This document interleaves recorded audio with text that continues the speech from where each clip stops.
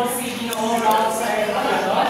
At ngayon ay inaaya ko ang lahat na magsitayo para sa ating panalangin na pangunahan ni Binibining Kriyan Pasito.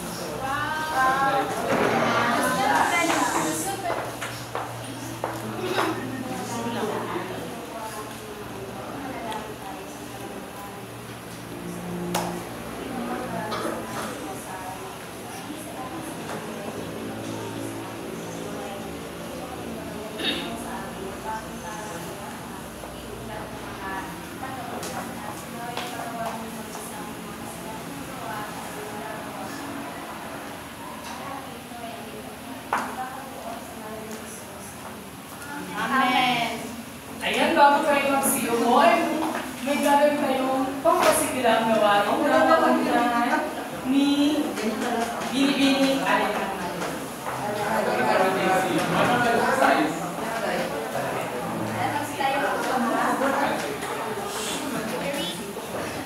Sabayan niyo ako. Bajerina. Paatuhon, balikat ulo.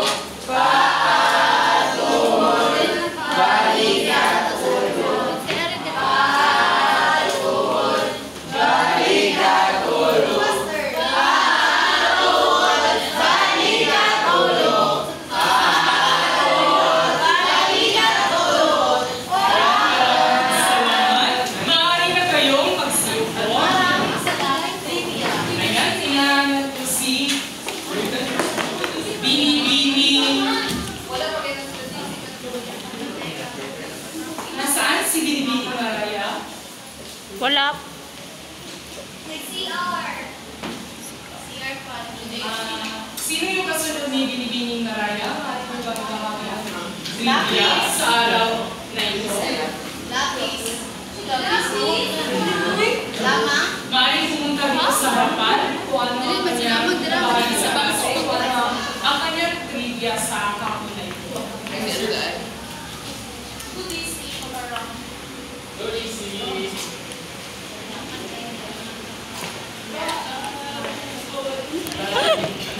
Alam niyo ba, ang dynasty ay kaya kapag tayo ay natutulog ng sobra-sobra ay parang pagod pa rin tayo.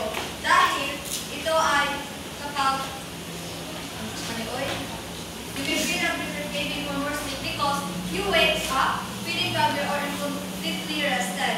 Your brain still feels the rest hasn't fully happened. It's as if the homeostatic drive or sleep pressure has not been sufficiently relieved in certain brain systems. It can create a psychological or physiological go back to sleep. Ayan, maraming salamat sa iyong trivia. At bago kong simulan ang aking talakayan, ay hahatiin ko ang Francis sa dalawang pagka. Ito ang reliyon at ang reliyon. Naiintindihan ba? Ito ang reliyon. Reliyon. Ayan, tayo. Reliyon. Ayan, nahuli si Binibining Asur. Dito sa harapan. Para sa iyo, Binibining Asur na. Paano ka ba Binibining Asur? Tingnan mo ang larawan. Para sa iyo, ano kaya ang larawan na? Naniniwala. Maaari ka natin makinggan si Binibining Asur kung ano kaya ang kanyang interpretasyon sa sinusunod niya.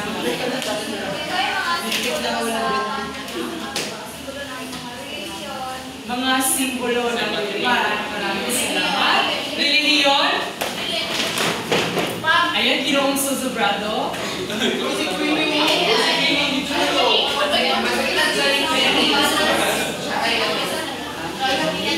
sa iyo, Ginoong Suzubrado, para sa iyo, ano yung reliyon mo? Ano yung mga paniniwala batay sa ano yung reliyon?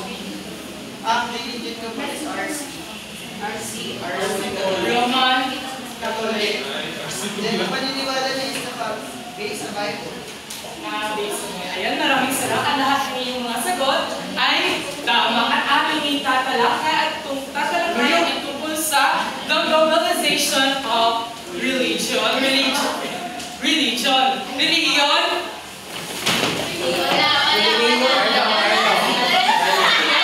Ginoong Eri! Based on your own understanding, how do you define the word religion? The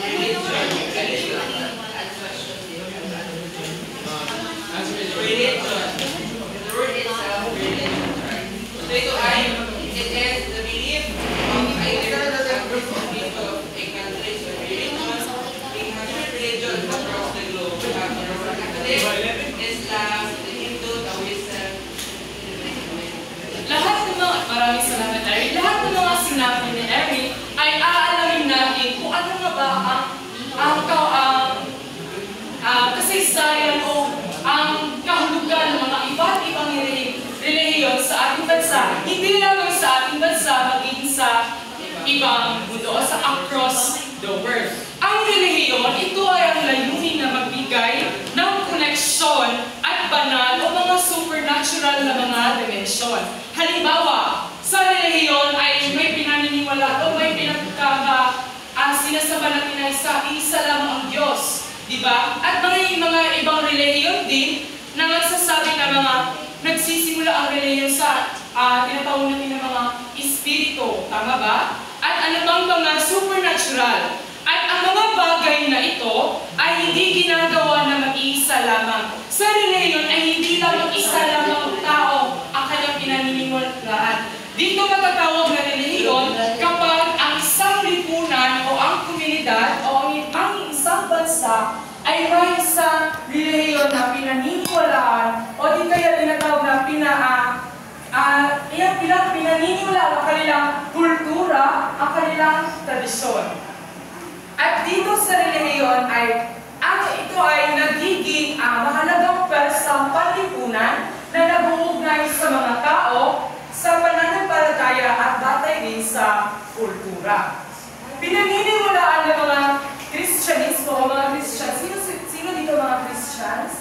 Maribay taas ang kamay. Ginoong semblante. Para sa sinasabi dito na for Christians, it is a relationship with Jesus. Bakit kaya?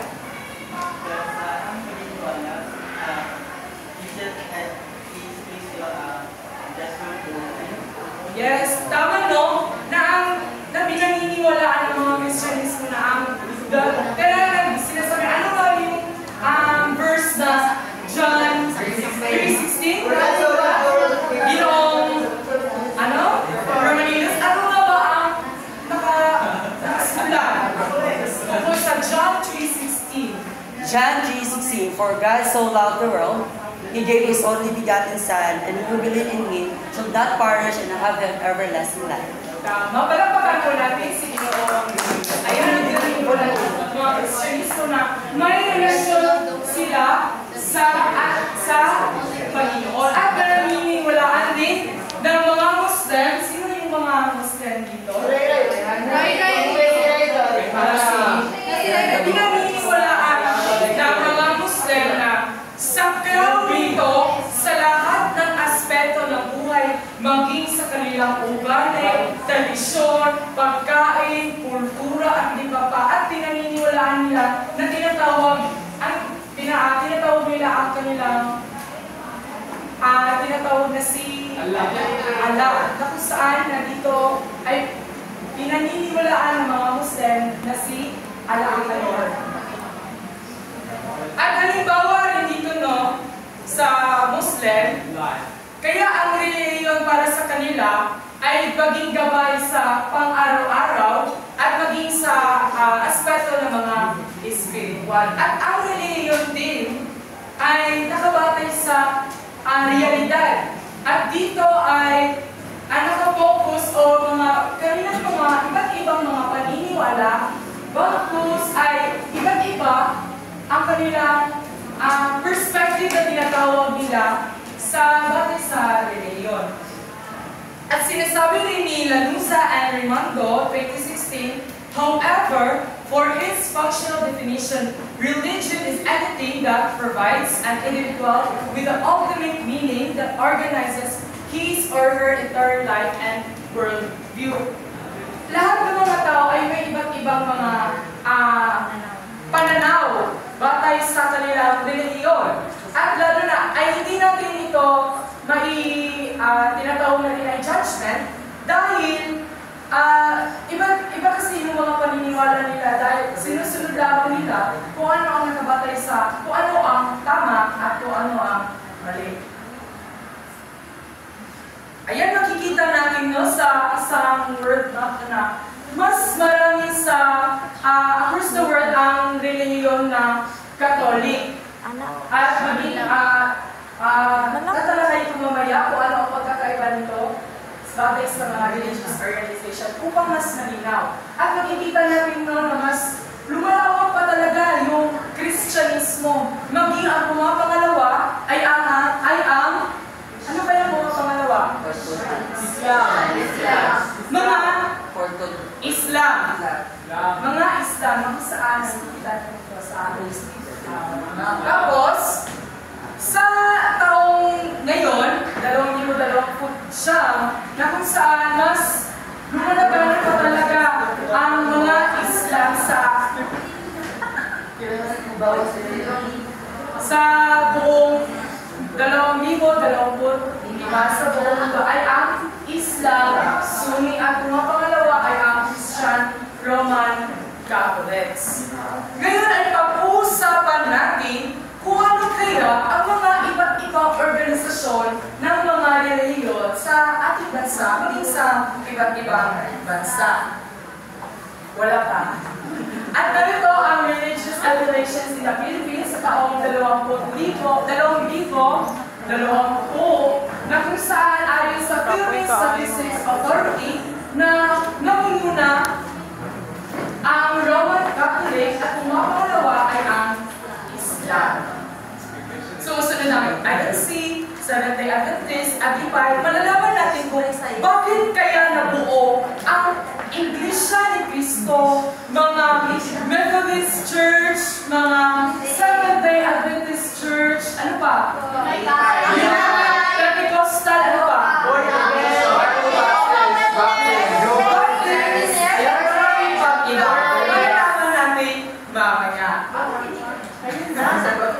Ayan! Narito ang mga types of religious organizations. Relihiyon? Ayan!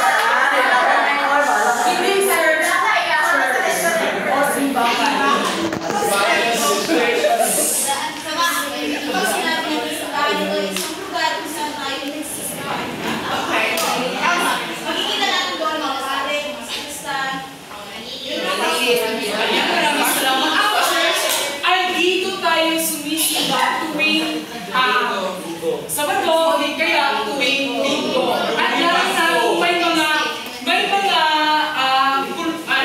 paniniwala, mga tradisyon natin na may mga ginaganap na mga fiesta, mga Flores de Mayo, ay pumupunta tayo sa church o sa simbahan na magpapasalamat tayo sa ating may kapal sa ating Panginoon at hindi kaya dito ay ipapalabas, hindi kaya yung ibibigay yung kung ano ang iyong nararamdaman at ano ang iyong pananampalataya, kung ano ang iyong mga pagkakasala dito sa ating mundo. Sinasabi ko dito na ang church, at classic example is the Roman Catholic Church. Dito sa Roman dito nyo na malalaman kung sa mga ibang relihiyon ay okay lang ba na maaari ko bang sabihin kung ano ang mga paniniwala ng mga Roman Catholic?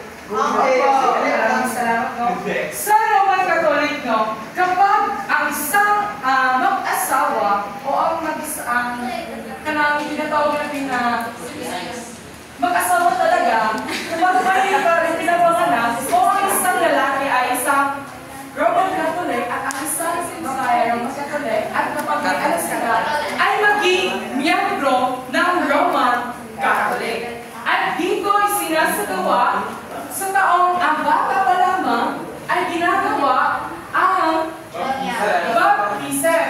Maaari ko bang magbahagi? Bini-bini? Ayan, Jeda? Yes! So bakit kaya sinasagawa ang baptism kapag nabukas mo Baptism ko sa Bisaya Pampanyag, di ba? Mauna siya ang paliguan.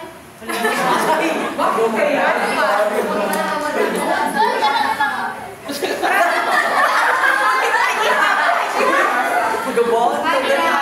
Ginabuhat ang baptism o ang niya kay para dawaton sa isa ka bata nga kanang nga relihiyon kay iyahan dawaton ba as dahil bunyag sa Katolik nga ginadawat niya ang Katolik as part of kanang iyahan religion. Tama, no? Pagkatapos sa baptism ay sinasagawa rin ang tinatawag na First Communion. Sino yung nagipante na kaya tinatawag na First Communion. Ang First Communion. Ikaw lang, Kay. Paano ka nagsisimba? Okay, ang First Holy Communion ginagawa ito pagka grade 3. So dito, ang ginagawa dito ay nagpo-confess. May pare na nakaupo, tapos noon ka rin, sa father, tapos ibabahagi mo yung mga kasalanan, ang hindi ka nagtawad. Pagkatapos ka rin, marami ka mga proseso at hahantong sa yung kusiyas o pagtanggap mo sa Ayan, maraming salamat. Sinasagawa rin ang First Communion kapag ay hindi siya pagka sinasagawa na nung grade 6 graduation. Dile, recollection. Ayan, sa baccalaureate pala tama. Baccalaureate! Collection na Ano sa ba ang baccalaureate? Recollection niya. Hindi, dile. Bakit kaya? Baccalaureate?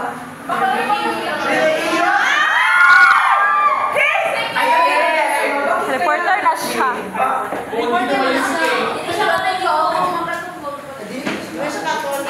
Ay, hinihiling kay? Parang mag-general. Kaya kay? What? Kaya ay...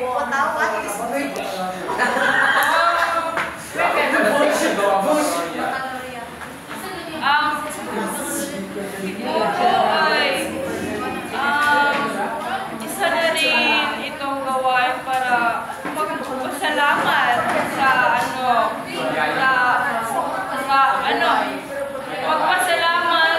sa magpasalamat na kaning nakatapos ka or na-survive mo ang, Ayan, maraming salamat. Sinasabi ko ang baccalaureate bago magsimula kung kayo, nagpapasalamat ka sa Panginoon, bilang pagpapasalamat ko, ano yung mga karanasan sa iyong buhay. At dito, ang mga halimbawa, hindi lamang nakatuon sa isang tao ang kanyang relihiyon, bagkus na ay may mga relihiyon o mga organisasyon ng relihiyon ay tumutulong sa mga tao.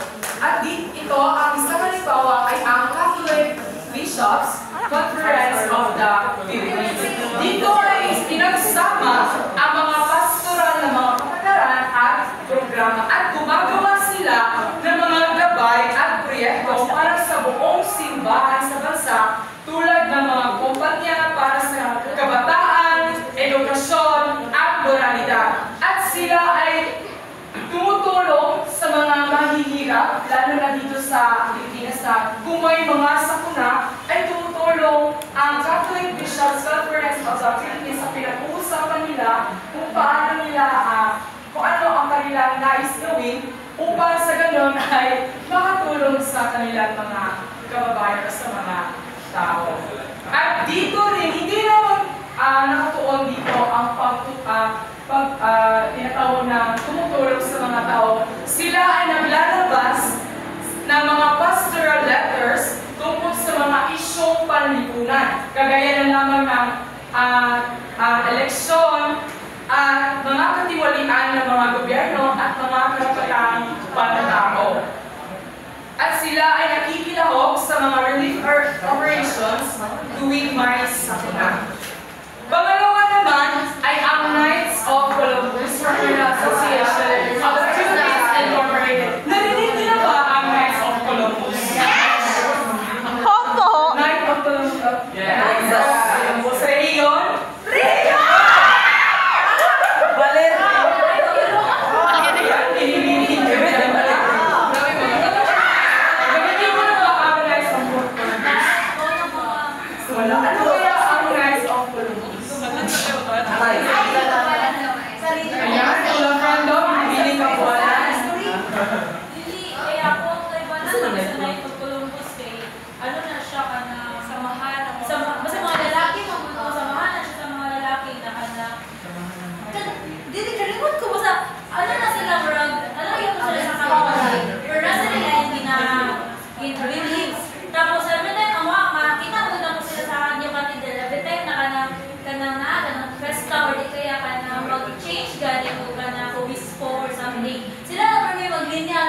maglinya na sila sa kanang magianan gani nakaharap na nasa likod something espada na gina-raise niya nasa likod ginatawag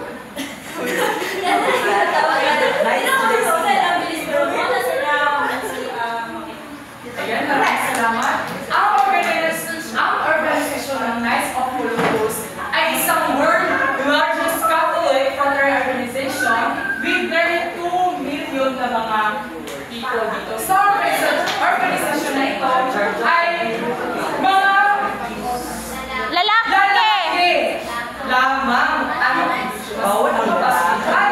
Dito sa organisasyon na ito ay bilang isang right arm of the church, bilang isang social responsibility. Sila yung mga nagsusuporta ng mga gawain o mga gawain o yung mga activities na sinasagawa ng simbahan. At dito ay ginagampanan ng Knights of Columbus ay tinutulungan ang mga nasalanta at sa Knights of Columbus ay tinutulungan nila ang kagaya ng bagyong Yolanda o yung bagyong Haiyan ay ang Knights of Columbus ay tinulungan nila ang mga tao, ang mga nasalanta ng bagyo. Sila ay nagbibigay ng mga pagkain at hindi lamang sa relief goods, tinutulungan din nila ang mga taong yung mga nawawalan ng trabaho. Yan.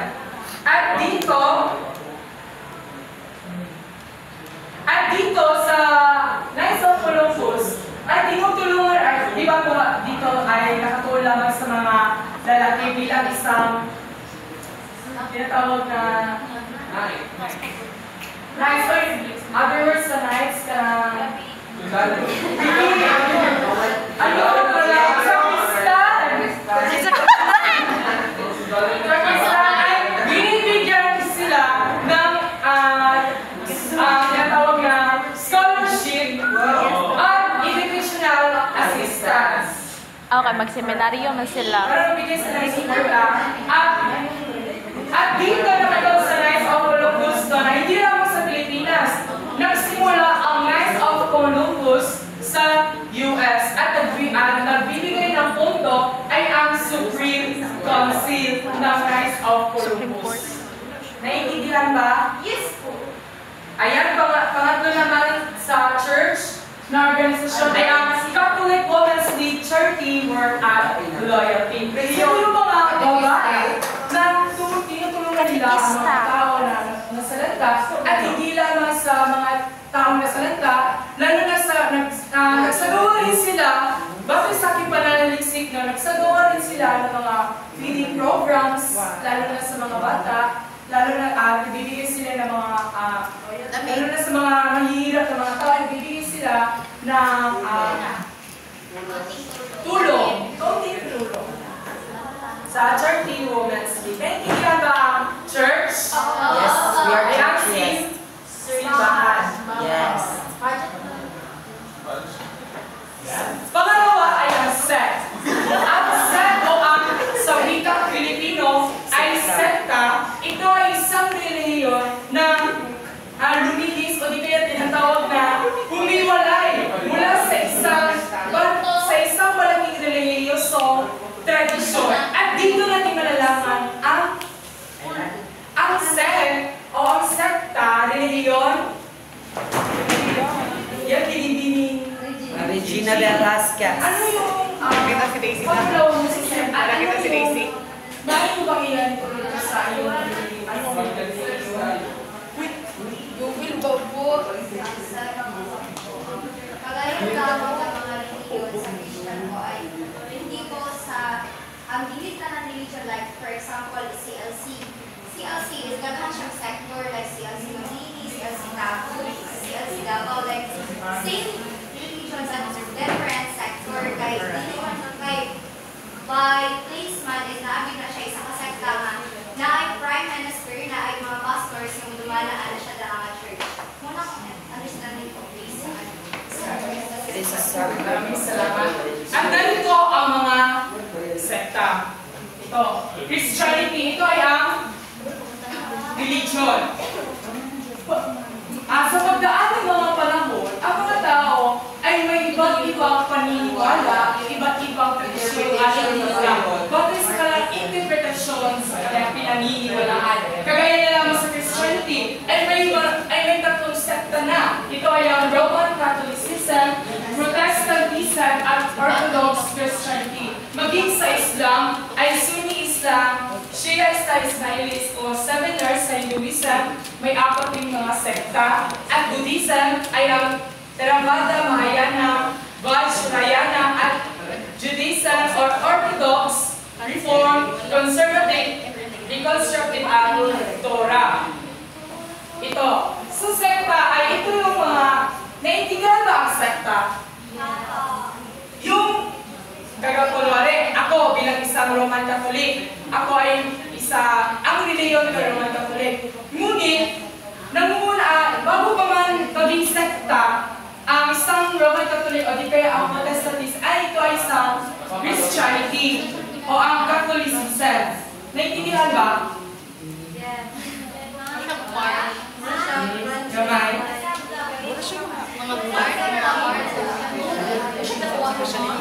Oo, nakakati. Yung sila, kagakunwari, yung isang malaking relihiyoso. Tapos, humiwalay sila sa kanilang panilibati, sa kanilang pinaniniwalaan, batay sa kanilang tradisyon at kultura. Yan ay ang tinatawag na sekta.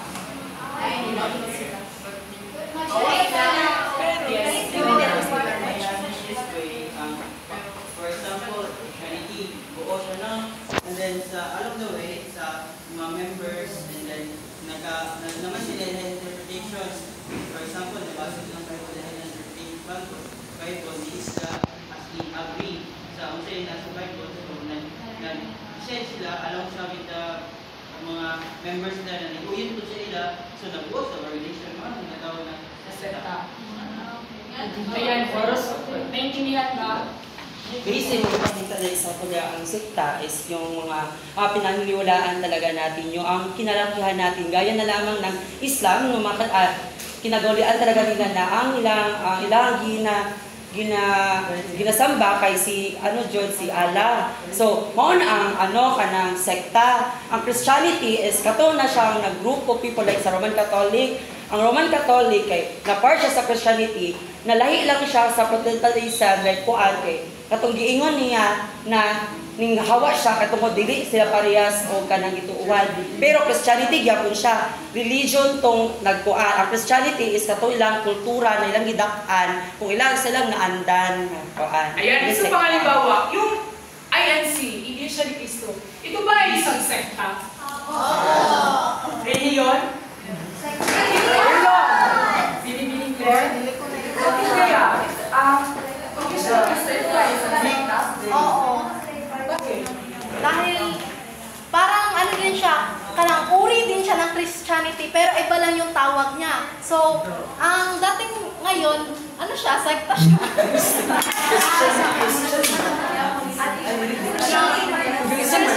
Kasi naniniwala sila sa isa lang Diyos. Ang Diyos nila ay yung si Jesus or yung si Iso Cristo. Hindi naman sila naniniwala sa mga Buddhism or iba pang sinasamba. Kaya Christianity pa rin siya para sa akin. Ayan, maraming salamat. May karagdagan pa ba? Excuse me.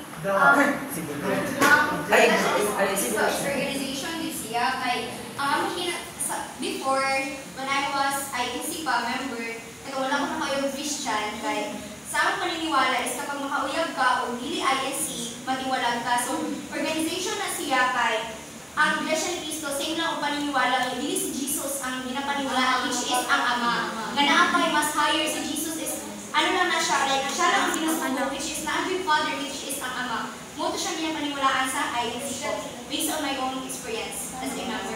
Ayan, salamat. Ang kaibahan ng sekta. May karagdagan pa?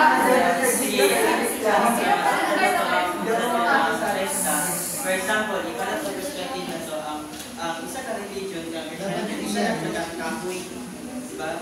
Kahoy, and then there naman sa Roman Catholic Islam, sa First Catholic, ang Orthodox Christianity, and many more na religion at similarity sa pagtuo sa Christianity, mo na nagsilbi ng mga sanga-sanga. Pero, katong mga sanga-sanga, may matawag sa sekta. Okay? Namin sila ilahi sila maniniwala o inasunod ng mga practices, religious practices. At dito na, sa salita yun ang sekta. At dito na pumapasok ang denomination. Na kung saan ang kanilang mga tuntunin, ang kanilang aral o kaugalian, batay sa kanila kung ano ang ilang pinaniniwala sa isang organisasyon o tinatawag na sekta. Kagaya na lamang sa INC, pinaniniwalaan na tinatawag na no Trinity, na walang Father, Son, Holy. wala. Kagaya naman sa ang kabilang rin kabilang din ang Seventh-day Adventist sa Catholicism, di ba? At ito ang Seventh-day Adventist, ito ay ang isang sekta. Naiintindihan ba ang ibig sabihin ng sekta? At sa dito sa denomination, bilang sa halimbawa na denomination na Seventh-day Adventist Church ay pinaniniwalaan nila na bakit sa kanila pinaniniwala na hanggang Sabado lamang ang kanilang simba. May differentiate po sa Roman Catholic na pinaniniwala po nila na Sunday kung ang ilang simba. Di ba? Naintindihan ba? Nakatuon lamang ang denomination sa culture, pinaniniwala, perspective, pananaw ng mga relihiyon ng mga tao.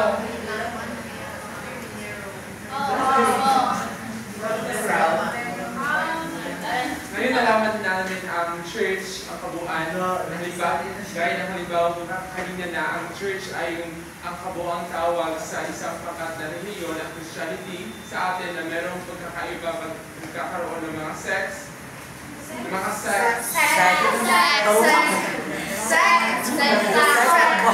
ay mga, gaya ng halimbawa mo ay yung Orthodox Church, yung Roman Catholicism and Protestante. Tapos, nagugulbihanan lang ako na hindi ko tiyak na matungkol kung ano nga ba, saan papasok ang denomination. Kunwari, church, Catholicism, sa isang mga tao to, sa isang lipunan, komunidad, sa isang bansa. Iba't iba ang kanilang mga paniniwala, kaya humiwalay sila at bumuo sila ng isang organisasyon. Yan ay tinatawag na sekta. Ayan, bumuo na sila ng sekta. At dito na sinasagawa ang denomination kung ano ang kanilang pinaniniwalaan, kung ano ang kanilang isasagawa sa kanila upang mas mapayabong pa ang kanilang yan, oo. Kagaya na lamang na iba't iba ang paniniwala. Kagaya na lamang na may government na nagsasagawa ang isang sekta. Yan ay tinatawag na denomination. Libog pa siya. Basta, ano na guys, sa madaling salita, basta nakatuon lang ang sekta sa isang grupo na humiwalay sa isang church. Catholicism, kagaya sa Islam. Humiwalay ang isang grupo ng lipunan ng komunidad ay humiwalay at bumuo sila ng isang sionista dahil iba ang kanilang pinaniniwalaan sa isang ang sionista pala ay nakatuon dito ay pinaniniwalaan na si Prophet Muhammad at si Allah.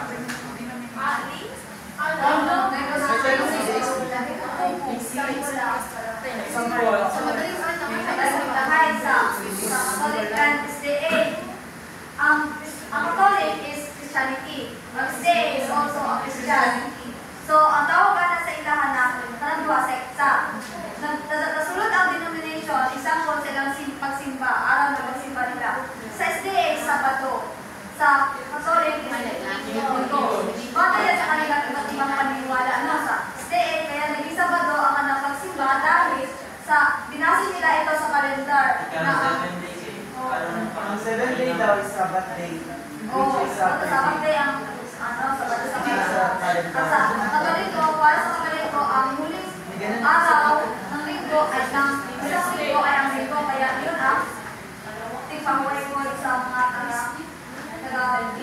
Katolik. Muna nagkaroon na sulod ang denomination, practice o pinaniniwalaan or interpretation sa mga sekta, bagay sa ilang bagay sa ilang kagaya na lang Pastor, ang mga Katolik, sinasagawa ang misa na sinasagawa ng isang palit na tinatawag na Eucharistia.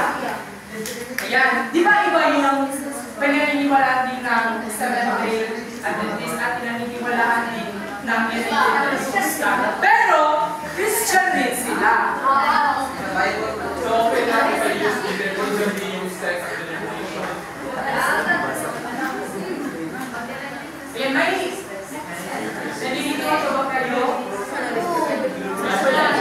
Next na.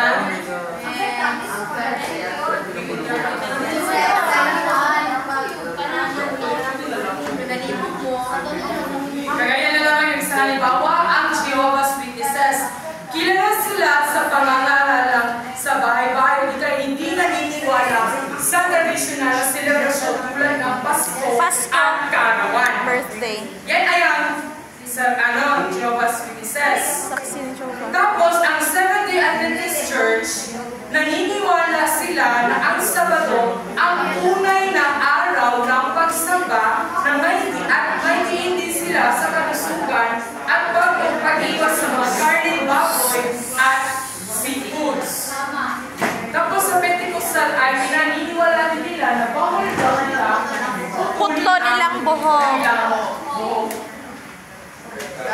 Naiintindihan ba ang sect at denomination? Yes! Sumunod na tayo sa cult.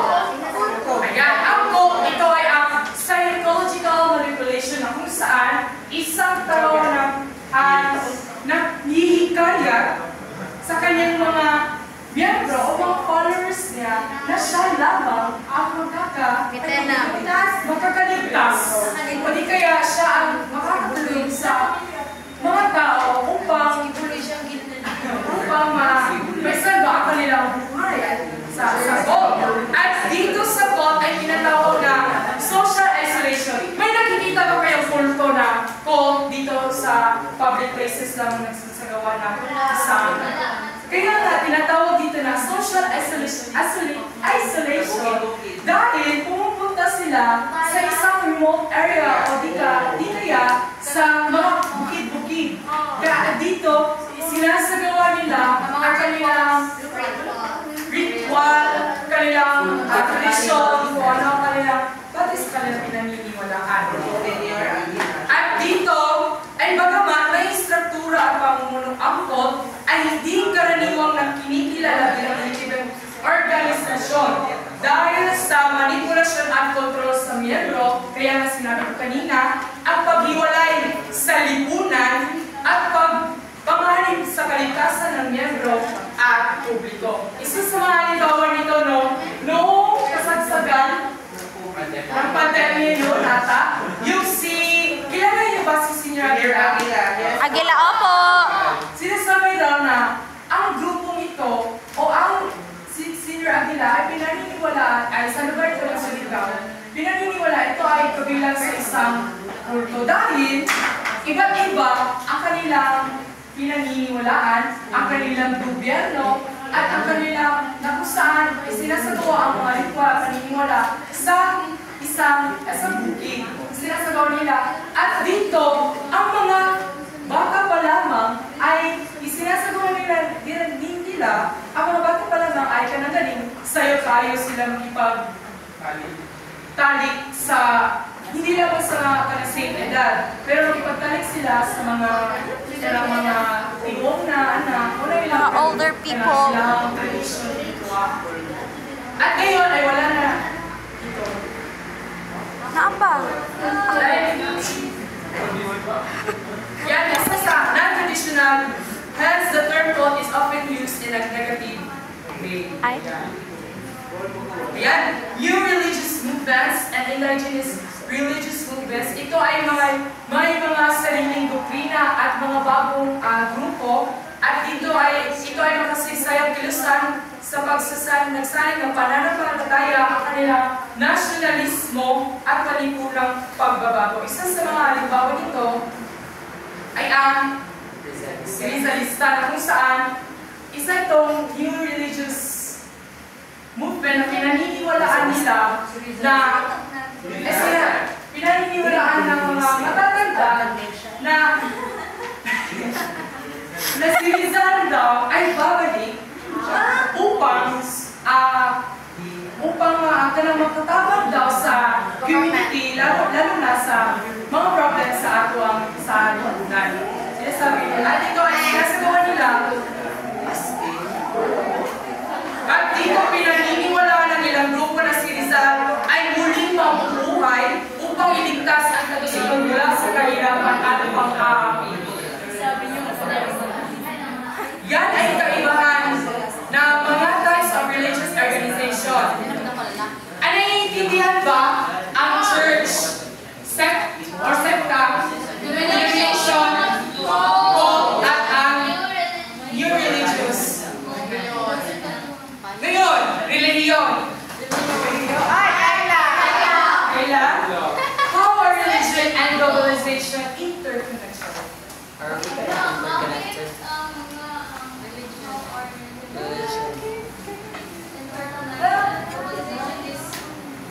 Dahil mayroon silang mga pare-parehong mga paniniwala kaya sila ay nauugnay, nag-uugnay, kaya,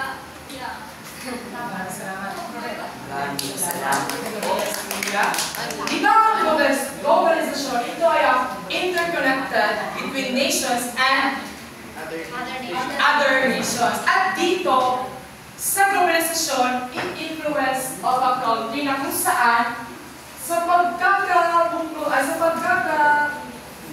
pagkikipagkalakalan ng mga iba't ibang bansa ay dala-dala din ang spread widely all over the world. At ang globalisasyon ay nagdudulot ng mas maraming interaksyon sa pagitan ng iba't ibang relihiyon sa maaaring magbunga ng dialogo o tensyon. For example, dito ay, there's the way in which globalization flattens out cultural differences. A result of costumes, beliefs, and spreads a secular capitalist way of life that us and us with religions of all sorts. Maaari ka bang tumayo, Ginoong Bermeo? Maaari ka bang magbigay ng isang halimbawa ng globalisasyon na dala-dala ang isang relihiyon?